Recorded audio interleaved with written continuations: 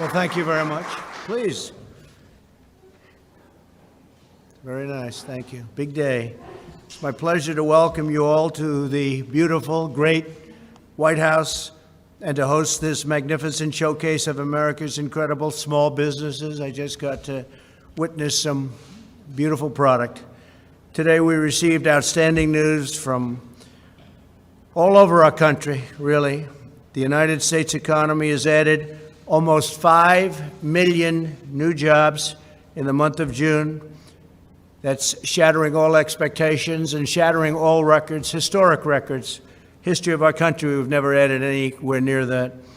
And last month we also broke the record, but now we shattered it, much higher than even last month. This is the largest monthly jobs gain in history. We added 2.1 million leisure and hospitality jobs, 740,000 retail jobs, 568,000 education jobs and healthcare jobs, 357,000 service jobs, and very importantly to me, because you know what's happening with manufacturing, we're bringing it back because we've made incredible trade deals. So manufacturing jobs are coming back, and we added 356,000 manufacturing jobs. Incredible numbers, all records. African-American workers made historic gains, the likes of which we've never had before, with 404,000 new jobs in June. That's a record, and that's the highest number ever. We had 700,000 new jobs over the last 2 months for African-American workers. That's the highest ever, and both months are the highest. We shattered last month's record. That was a record, and we shattered it. Hispanic employment is up by 1.5 million jobs. Great businessmen and women, and they're up 1.5, think of it, million jobs. Hispanic. 80% of small businesses are now open. New business applications have doubled since late March. America's economy is coming back much stronger than ever anticipated by most people, almost all people. Because these numbers were, even the most optimistic people, these numbers are being doubled and tripled over what they thought would be possible. We're grateful to be joined today by Secretary of Commerce Wilbur Ross. Thank you very much, Wilbur. Thank you very much. You're doing a great job. Every company here today embodies true American excellence. Your stunning craftsmanship, I just witnessed some of it. It's incredible. It's treasured and prized all over the world. The product you make is like none other. And your spirit for America and the greatness of our country is unrivaled. With us are workers who make decorative American flags from Virginia, fly fishing reels from Florida, grills from Illinois, pies from North Carolina look very good to me, coffee from Oklahoma, ice cream from Maryland, and sunscreen and baseball bats from Texas. With unmatched skill and devotion, you make the goods and build the products that proudly bear the wonderful phrase, made in the USA. You're seeing that more and more, made in the USA. We're bringing our jobs back because of trade deals. We have great trade deals, and jobs are coming back. And we have a lot of great trade deals right now under negotiation. We got to get them done as quickly as possible. The small businesses represented in this room continue a great and noble American heritage. You're entrepreneurs, artisans, creators, craftsmen who forged your own path, made your own products, and provide good-paying jobs for our citizens. Incredible jobs, incredible people, and they truly are artisans. And you're doing it all with American hands, American heart, and American pride. Several of these companies are entirely veteran-owned and operated. Especially as we approach Independence Day, I want to thank the courageous men and women who've served their country in uniform. We vow to honor your sacrifice by forever defending the rights, freedoms, and principles you risk your entire life to defend. Following the arrival of the plague from China, that's what it is. It's a plague, and it should have never happened. China should have never let that happen. But China did allow it to happen. We had just signed a brand new trade deal, and the ink wasn't even dry when this came over. But we raced into action to save our nation's small businesses. We passed over $3 trillion in historic relief measures. $3 trillion, think of that. Including over $670 billion for the Paycheck Protection Program, a tremendous success, as you can see by the numbers, to keep small business workers on the payroll. I signed a bill providing federally funded paid sick leave and paid family leave for American workers, things that have never been done. We're allowing businesses to defer paying their income tax, and we expanded tax refunds very substantially. Thanks to our efforts and the incredible resilience of our nation's small businesses, and I really think we can add the foundation that we built. We built the greatest economy ever built, and that foundation was so strong that instead of coming weakly back or going in the other direction, because this is coming back and we haven't totally succeeded yet, we will soon, but we haven't killed all of the virus yet. And yet you look at these numbers, and that's based on a very strong foundation that we built, a foundation like no other, a foundation that had we not been attacked by this virus, this horrible virus, we were doing things and had things planned that nobody else had ever even thought of. Paying off debt, building numbers, the likes of which nobody's seen. And yet next year we'll be in a position where I believe, in a certain respect, I think we'll even be stronger than we would have been because of what we're doing. But only that strong foundation allowed us to be up here today talking about these record-setting job numbers and other numbers that we're producing. Because America's economy is now roaring back to life like nobody's ever seen before. Nobody's ever seen numbers like this. In May, retail sales surged by nearly 18%. That's a record.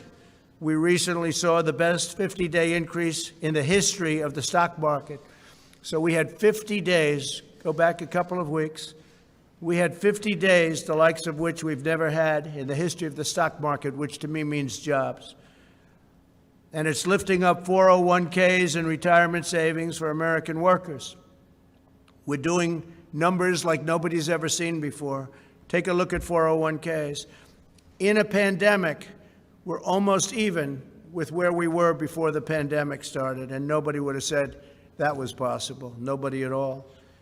We built the greatest economy in the history of the world, and we are now doing it again. And I think we'll do even better the second time than we did the first time, unless somebody comes along and says, let's raise taxes on everybody. And they're raising taxes not only on corporations, they'll just go to another country and they'll do just fine. But they're raising taxes on people and middle-income people, and they're losing jobs. So you can't allow that to happen. That will be, all of this incredible job that we've done will go down like that. It will be a terrible, terrible sight. It might even be a 1929 situation, so you have a chance to have the greatest numbers in history. You're almost there. We're almost back to where we were from the standpoint of the stock market. Think of that. But you'll have a crash like you've never seen before. You put the wrong person in office, you'll see things that you would not have believed are possible. They want to raise taxes. They want to raise regulations. You know, a big part of what we've done is by cutting regulation. We've cut regulation more than any president in the history of our country, whether they're there for 4 years, 8 years, or in one case more than that. Nobody even came close. And we're doing much more. We have regulation, but it's proper regulation, not strangulation. We're also tapping into the talent, genius, and the drive of our people to kill the virus. We're speeding the delivery of new treatments, including antiviral steroids, convalescent plasma, and other therapies. We have therapeutics that are really, really looking good. And this includes 2 drugs that have proven effective, remdesivir and dexamethasone, which is having a tremendous trial. And we'll see how that all happens. But we have 3 vaccine candidates. We've had many more, but 3 are really, really looking good. And I think you're going to have an answer to that very soon. 3 vaccine candidates are now in trial, with 3 more to start very shortly. These are all great companies. They've had tremendous success with other problems in the past. And we're accelerating production through Operation Warp Speed. Plus, we have our military ready so that should we get, whether it's therapeutic or vaccine, our military is ready, logistically ready. These are the best in the world to get it out to everybody as soon as we have it. And we think we're going to have it soon. As we prepare to celebrate the 4th of July, let us renew our devotion to this nation, to its citizens, and the eternal values that define our past and shape our future. I'm going to Mount Rushmore on July 3rd. We're going to have a tremendous evening.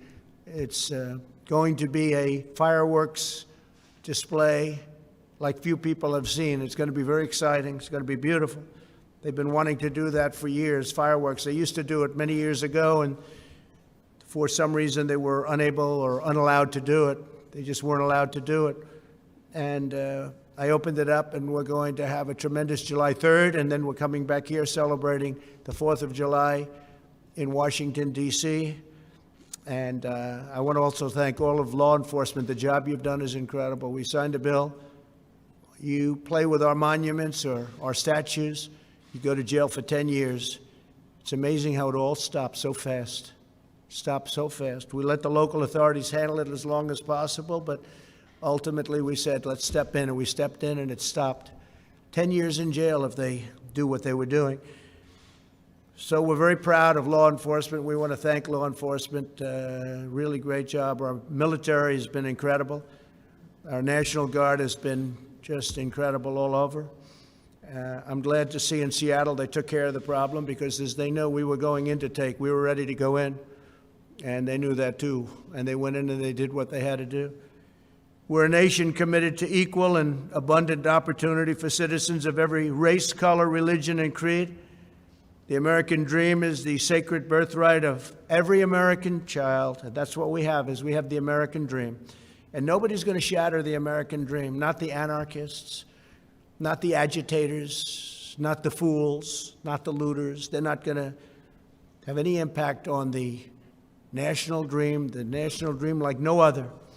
That's why we're here today, to ensure that every citizen can achieve their dream, achieve their destiny, and realize their full and extraordinary potential. That is how we will renew, rebuild, and restore America.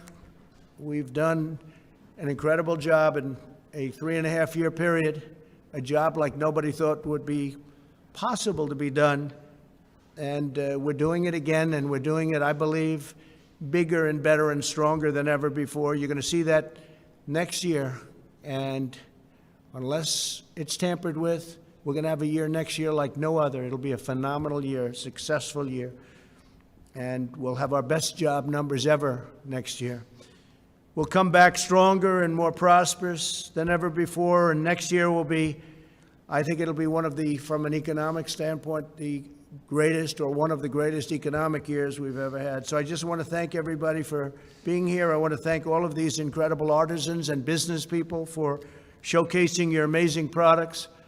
And I just want to leave you by saying very important words. God bless America. Thank you all very much. Thank you. Thank you very much.